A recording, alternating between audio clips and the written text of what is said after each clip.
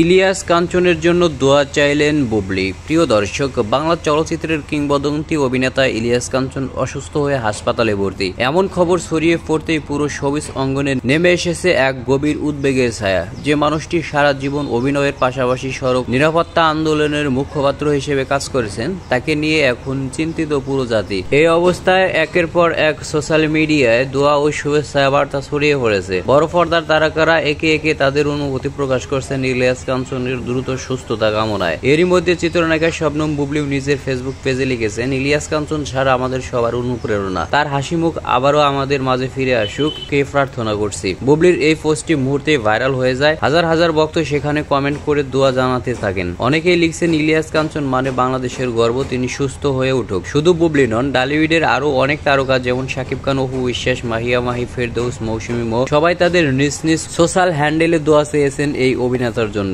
বিশেষ করে শাকিব খান কিছুক্ষণ আগে একটি আবেগঘন পোস্টে লিখেছেন, আমরা যারা আজ পর্দায় দাঁড়িয়ে আছি তাদের পথটা একদিন মসৃণ করেছিলেন ইলিয়াস কাঞ্চন ভাই, তার জন্য সবার কাছে দোয়া কামনা করছি। শিল্পী সমিতি থেকেও দোয়ার অনুরোধ জানানো হয়েছে। দেশ জুড়ে ভক্তরা প্রার্থনা করছেন ইলিয়াস কাঞ্চন যেন দ্রুত সুস্থ হয়ে আবারও সিনেমার পর্দায় হাসি মুখে ফিরে আসেন। বাংলা চলচ্চিত্রের এক জীবন্ত কিংবদন্তিকে ঘিরে এ ভালোবাসার দেহ প্রমাণ করে ইলিয়াস কাঞ্চন শুধু একজন অভিনেতা নন, তিনি আমাদের আবেগ, আমাদের ইতিহাস।